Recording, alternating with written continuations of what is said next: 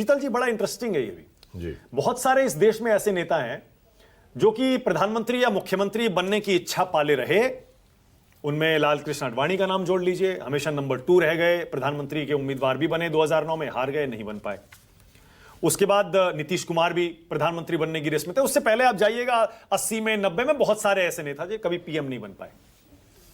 अब इधर आ जाइए आप, आजकल लोग कह रहे हैं कि मुख्यमंत्री बिहार में सुशील कुमार मोदी बनने की चाह रखते भी थे या नहीं रखते थे, उसमें भी लोगों की अलग अलग राय थी, वो भी चले गए।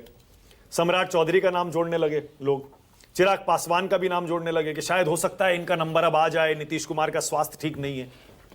आपको लग रहा है कि आज चिराग पासवान सबसे ज्यादा दुखी और निराश होंगे क्योंकि मुख्यमंत्री पद पर अगर उनका कोई दावा आउटसाइड चांस नीतीश के बाद अगले 1 साल में, 2 साल में, 4-5 साल में कभी थियोरिटिकली बनता हो, वो भी धराशायी हो गया क्या?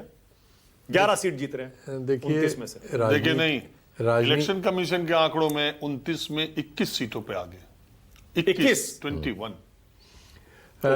देखिए ऐसा है कि जो भी अब जब ये लहर चलेगी ना तो इसमें सब पार हो जाएंगे, सब जीतेंगे। अब ये लहर की तरफ मामला जा रहा है, तो अब लहर में वो सब पार हो जाते हैं। मतलब वो खामोश, एक्चुअली ये मतलब पानी ऊपर से खामोश जो हम लोग देख रहे थे, कह रहे थे कि अंदर लहर चल रही है, तो इसका मतलब चल ही रही है। मैं तो हमेशा पहले दिन से कह रहा था कि नीतीश कुमार के लिए भाई बहुत ज्यादा बिहार में मैंने देखा, और इसीलिए मैं इलेक्शन से बहुत पहले से बोलने लगा कि नीतीश कुमार ऐसा तो नहीं बोल रहे थे भाई, अब ठीक है, कोई बात नहीं। अब पिछले 10 दिन से आप बोल रहे हैं, ठीक है शीतल जी, आप देख लीजिए, मैं लगातार बोल रहा हूँ। नहीं, ये 10,000 रुपए ने बिल्कुल बदल दिया है, ये नजर आ रहा है उसका वो कैटलिस्ट तो है ही, वो तो हुआ, इसमें कोई दो राय नहीं कि जो उनका 20 साल का पूरा अपनी एक लीगेसी है, उसको अगर कहे कि एकदम से जिसमें उत्प्रेरक का काम किया, इस 10,000 रुपए ने किया है। सेम ऐसा ही मध्य प्रदेश में हुआ था।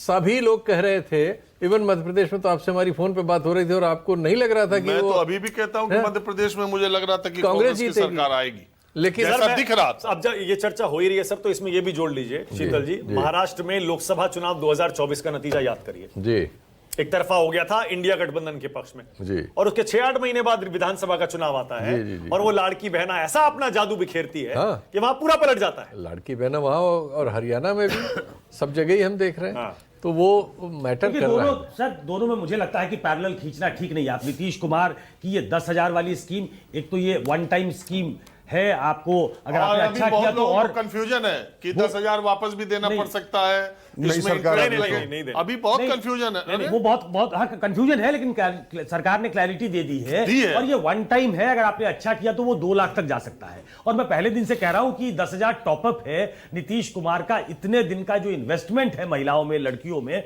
वो पिछले चुनाव भी इसी वजह से जीतते रहे हैं। उन्होंने एक बड़ी कॉन्स्टिट्यूएंसी शराबबंदी करके भी उन्होंने एक बड़ी कॉन्स्टिट्यूएंसी देश भर में बनाने की कोशिश की थी, क्योंकि वो एक नेशनल लीडर के तौर पे उभरना चाहते थे। शुरुआत में 2015 में जो उनका वो था, वो जो लोकल शराब होती है वो उस पे बैन करने का था। उन्होंने कभी प्रॉमिस नहीं किया था कि हम पूरी शराबबंदी कर देंगे। ये one fine morning he gets up, उनको लगता है ऐसा कि ये करने से शायद वो एक नेशनल फिगर के तौर पे आ सकते हैं। जब वो 2015 में चुनाव जीत चुके थे तो उन्हें ऐसा लगा कि अब ये मौका है कि हम एक लीप लेके वहां तक पहुंच सकते हैं, और उसके बाद ये आइडिया क्लिक करता है और वहां उन्होंने शराबबंदी की, वो भी महिलाओं को देख के की थी। वो नेशनल लीडर तो नहीं बन पाए, लेकिन हाँ बिहार में उन्होंने अपनी पोजीशन कंसोलिडेट की महिलाओं के बीच, जिसका नतीजा ओके। शीतल जी, मैं चाह रहा हूं जरा उस पर एक कमेंट करिएगा। थोड़ी देर पहले हम पूछ रहे थे नीतीश कुमार 5 साल आपको लगता है मुख्यमंत्री बने रह सकते हैं, और अगर नहीं बीच में अगर उनको पद छोड़ना पड़ता है या वो छोड़ना चाहते हैं,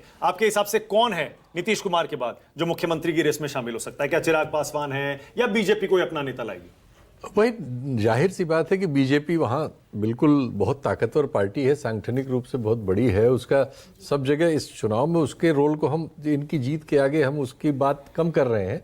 लेकिन हमेशा मैंने कहा है कि उनका प्रबंधन की जो क्षमता है वो असाधारण है, और जिस लेवल पे उन्होंने चुनाव लड़ा, चीज़ें उनके बहुत खिलाफ है, उनकी नीतियां देश में लोगों में बहुत निराशा पैदा किए हुए हैं, लेकिन इसके बावजूद वो चुनाव दर चुनाव जीतते जा रहे हैं। तो वो उनके उस प्रबंधन के कौशल को तो भाई स्वीकार करना पड़ेगा इस सब के बावजूद। तो अगर वाला सवाल है कि नीतीश जी हटेंगे तो बीजेपी का दावा ऑलरेडी उनके लोगों में ऑटोमेटिक है। अब ये और बात है कि कई जगह वो ऐसे समझौते करते हैं जो असाधारण लगते हैं। ठीक है।